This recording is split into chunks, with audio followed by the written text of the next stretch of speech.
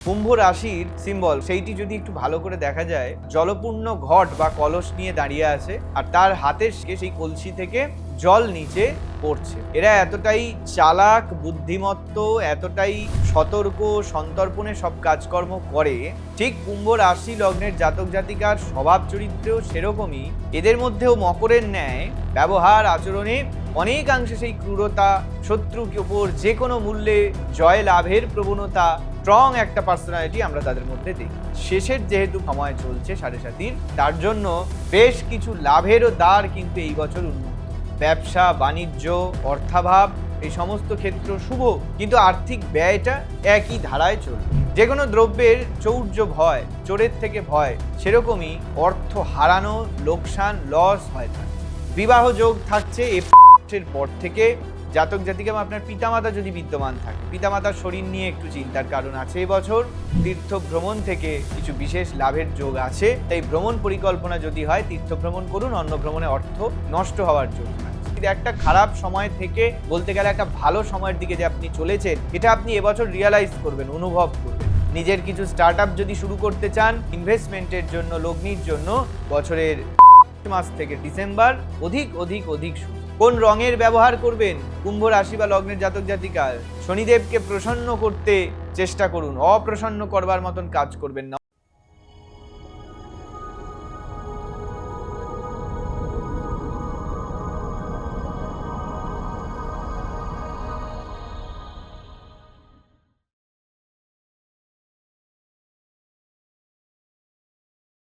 জয় মা। কুম্ভ রাশি বা লগ্নের 2026 সাল কেমন যাবে, আজকে সেই আলোচনায় আসছি।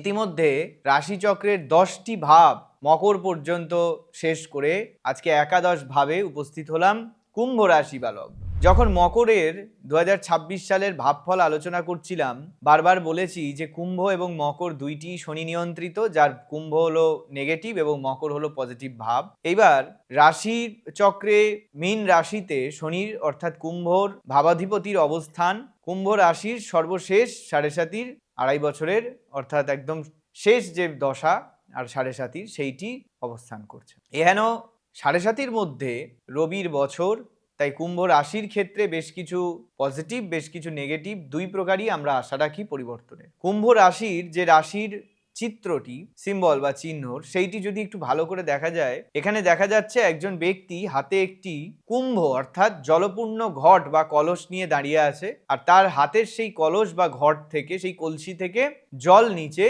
পড়ছে, বা কখনো কখনো ওই পূর্ণ কলসটি নিয়ে সে দাঁড়িয়ে আছে। জ্যোতিষে বলা হয় যে কুম্ভ রাশি বা লগ্নের যারা জাতক বা জাতিকা, এরা এতটাই চালাক, বুদ্ধিমত্ত, এতটাই সতর্ক, সন্তর্পণে সব কাজকর্ম করে, যার ফলে এই যেমন একজন ব্যক্তি জলপূর্ণ ঘট নিয়ে দাঁড়িয়ে আছে, কিন্তু সে না চাইলে তার থেকে জল ছলকে নিচেও পড়বে না। অর্থাৎ কতটা সজাগ এবং কতটা কর্মপটু সেই ব্যক্তি। ঠিক কুম্ভ রাশি লগ্নের জাতক জাতিকার স্বভাব চরিত্রেও সেরকমই সন্তর্পণে এবং সেরকমই যথেষ্ট সিনসিয়ার, যথেষ্ট কর্মানুভাবী, অভিজ্ঞ এবং সিদ্ধহস্ত সেই ব্যক্তির উপস্থিতি বা তাদের সেই বৈশিষ্ট্যটা লক্ষণীয়। তার সাথে শনির রাশি, অর্থাৎ শনি হলো গ্রহাধিপতি, সেই রাশি অধিপতি, যার ফলে ভালো বিচার করবার প্রবণতা, সাদা এবং কালো অর্থাৎ পজিটিভ এবং নেগেটিভের মধ্যে সঠিক পার্থক্য তৈরি করবার বুদ্ধি, উপস্থিত সংকটে বা সমস্যায় কিভাবে করে কি সংকটের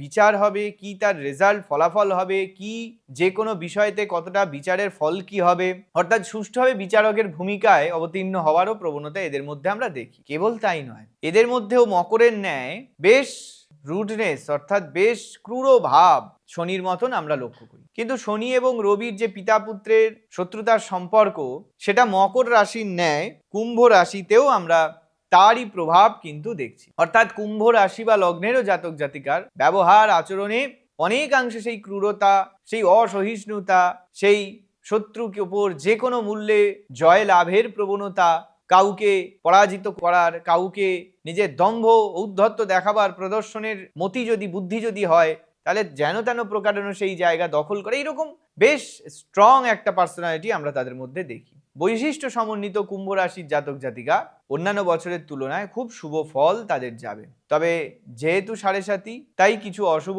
প্রভাবও তাদের ওপর আসছে। তবে হ্যাঁ, শেষের যেহেতু সময় চলছে সাড়ে সাতির, তার জন্য বেশ কিছু লাভেরও দ্বার কিন্তু এই বছর উন্মুক্ত হতে চলেছে। পূর্বের তুলনায় ব্যবসা, বাণিজ্য, অর্থাভাব এই সমস্ত ক্ষেত্র শুভ।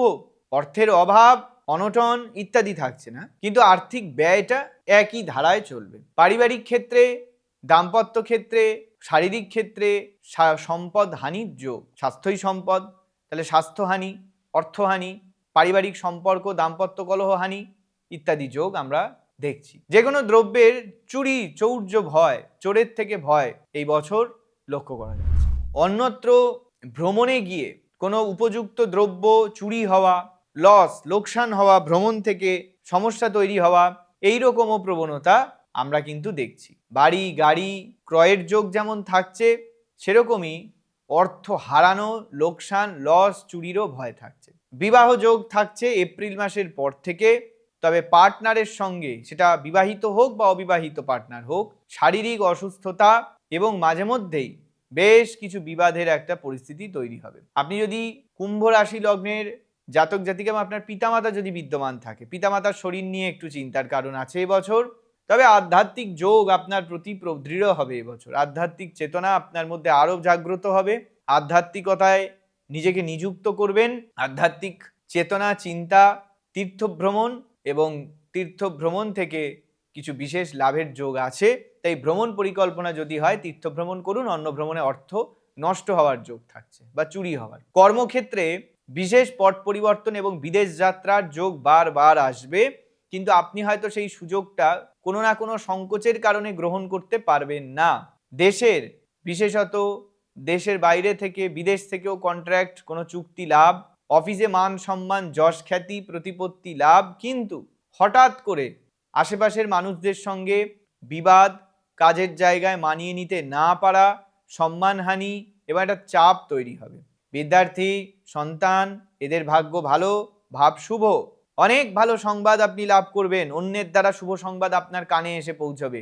ব্যবসা ভাগ্য অধিক শুভ, প্রচুর নতুন লাভ, প্রচুর নতুন সুযোগ সুবিধা। একটা খারাপ সময় থেকে বলতে গেলে একটা ভালো সময়ের দিকে যে আপনি চলেছেন, এটা আপনি এবছর রিয়ালাইজ করবেন, অনুভব করবেন। ধন প্রাপ্তি, হঠাৎ হঠাৎ বৃহৎ ধন প্রাপ্তির যোগ। মান সম্মান লাভ, সাংসারিক ক্ষেত্রে আপনি শান্তি, তৃপ্তি লাভ করতে পারবেন। তবে হ্যাঁ, কোনো নিকট ব্যক্তির আপনার জীবন থেকে চলে যাওয়ার মতন ঘটনাও এবছর ঘটতে পারে। মৃত্যুযোগও থাকতে পারে নিকটস্থ ব্যক্তির, আবার আপনাকে ছেড়েও চলে যেতে পারে, এই ঘটনা ঘটতে পারে। নতুন ব্যবসা, নতুন নিজের কিছু স্টার্টআপ যদি শুরু করতে চান, নিজের কিছু শুরুর জন্য, ইনভেস্টমেন্টের জন্য, লগ্নির জন্য বছরের অগাস্ট মাস থেকে ডিসেম্বর অধিক অধিক অধিক শুভ। পৈতৃক সম্পদ লাভ, প্রবল পরিশ্রম, তার মর্যাদা লাভ এই বছর আপনার জীবনে নিশ্চিত সফলতা দেবে। কোন রঙের ব্যবহার করবেন কুম্ভ রাশি বা লগ্নের জাতক জাতিকার? গাঢ় থেকে গাঢ় নীল রঙের ব্যবহার এবং হালকা গোলাপি রঙের ব্যবহার করুন, সাদা রঙের ব্যবহার করুন অধিক মাত্রায়। এই তিনটি রঙের অধিক ব্যবহার কুম্ভ রাশি লগ্নের জাতক জাতিকাদের 2026-এ আরো মানসিক দৃঢ় থাকতে, আরো ভালো শুভফল লাভ করতে সাহায্য করবে। কি কি করতে পারেন? বিশেষ টিপস, বিশেষ উপায়। শনিদেবকে প্রসন্ন করতে চেষ্টা করুন, অপ্রসন্ন করবার মতন কাজ করবেন না। অর্থাৎ অযাচিতভাবে, অকারণে, ছোট ছোট যে কোনো কারণের জন্য মিথ্যা কথা বলা, নেশা করা, মাদক দ্রব্যের সেবন করা এবং অন্যকে প্রতারিত করা, ঠকানো, এইসব কাজগুলো করবেন না। মদ, মাংস, পরস্ত্রী হরণ, পরের অর্থ লুট করা, এই সমস্ত ক্ষেত্র থেকে নিজেকে বিরত রাখুন এবং পশু পাখি, পথের যারা ভিক্ষুক, দরিদ্র, তাদের সেবা শুশ্রূষা, তাদের যত্ন নেওয়ার ব্যাপারে নিজেকে নিযুক্ত করুন।